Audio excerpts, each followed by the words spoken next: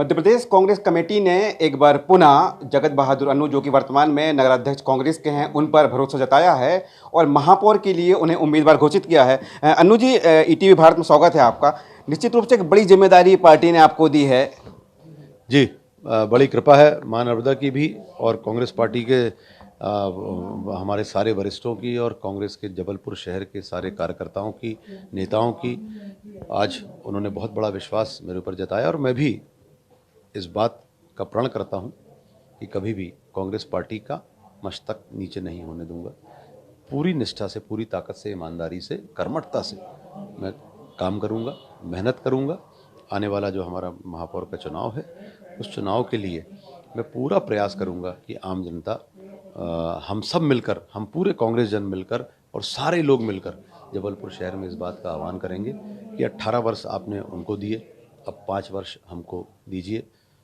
परिवर्तन करके देखिए, क्योंकि पिछले 18 वर्षों में 10,000 करोड़ रुपए की लगभग राशि आई होगी नगर निगम में सब तरफ से मिलाकर, परंतु ऐसा कुछ दिखता नहीं है। स्मार्ट सिटी में 900 करोड़ रुपए खर्च हो चुके हैं।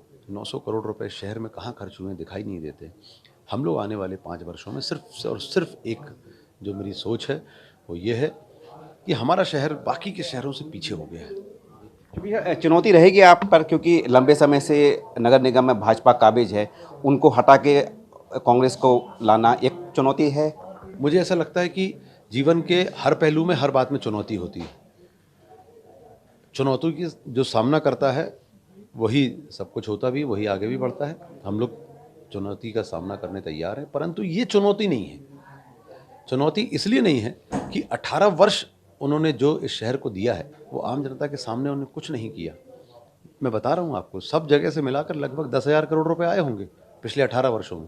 शहर में कुछ देखने नहीं मिलता। स्मार्ट सिटी 900 करोड़ रुपए, इतनी बड़ी रकम, और हमारे शहर में लग गई, खर्च हो गए वो पैसे और दिख नहीं रहे हैं।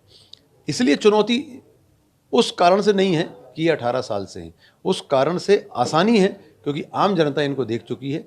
अब हम लोगों को एक मौका 5 वर्ष के लिए जरूर देगी। हम लोग के साथ अनुभव है नगर निगम का, हम लोग काम करने के लिए तैयार हैं।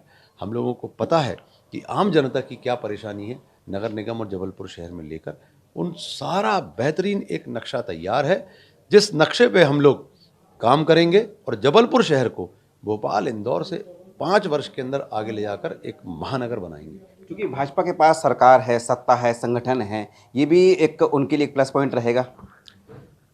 1 साल के लिए है, 4 साल का कार्यकाल महापौर का जो होगा वो कांग्रेस की सरकार के अंतर्गत होगा, क्योंकि 2023 में माननीय कमलनाथ जी फिर से मुख्यमंत्री बन रहे हैं।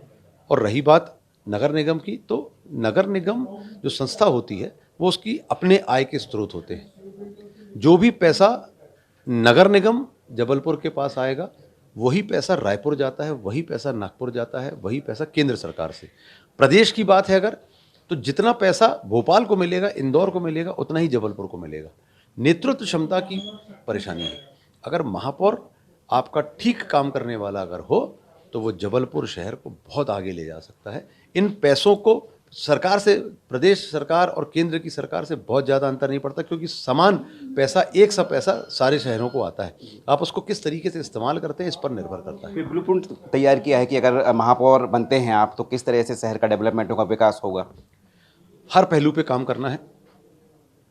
बहुत जो मूलभूत आवश्यकता है वो भी हमारे शहर में पूरी नहीं हुई है, जो दुर्भाग्यपूर्ण है। हमको 40% शहर को पानी नहीं मिलता, मां नर्मदा की गोद में होने के बाद भी।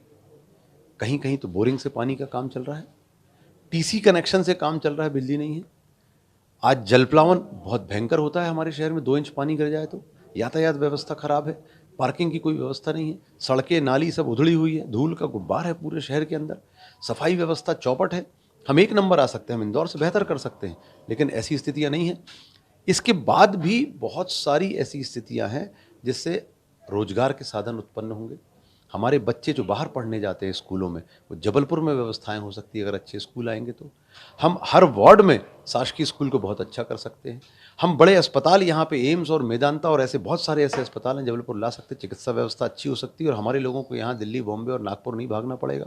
ऐसी रोजगार के बहुत सारे साधन यहाँ पे, हम इंडस्ट्रीज ला सकते हैं, सारी बहुत सारी चीज़ें कर सकते हैं। ऐसा पूरा ब्लूप्रिंट तैयार है जो हर वर्ग के लिए, हर व्यक्ति के लिए बहुत अच्छा होगा और हमारा शहर निसंदेह निश्चित तौर पर आगे बढ़ेगा और एक महानगर की शक्ल लेगा। क्योंकि अन्नू जी, जबलपुर शहर में कांग्रेस के 3 विधायक हैं, तो वो भी एक आपके लिए एक प्लस पॉइंट रहेगा कि ये तीनों विधायक जब मिल जाएंगे तो निश्चित रूप से जीत तो फिर आपकी पक्की ही है।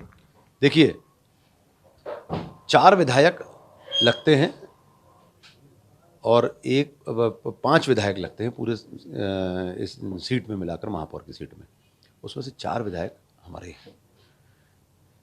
खुशी की बात यह है कि सर्वसम्मति से एक मत होकर कांग्रेस पार्टी यहाँ पर चुनाव लड़ने जा रही है। सब एक हैं और इसका बहुत लाभ, क्योंकि हमारे जो विधायक हैं वो लगातार आम जनता के बीच में होते हैं, लगातार काम करते चले आ रहे हैं। जब हमारी सरकार आई थी, कैबिनेट की बैठक, हमारे शहर के विधायक गणों के निवेदन पर माननीय कमलनाथ जी ने कैबिनेट की बैठक रखी थी। 3000 करोड़ रुपए यहाँ पर उन्होंने सैंक्शन किए थे और बजट में भी डाले थे, सिर्फ सैंक्शन और भूमि पूजन नहीं किया था। वो 3000 करोड़ के कार्य जब ये सरकार बदली तो उसके बाद से उन्होंने सारे काम रोक दिए हैं।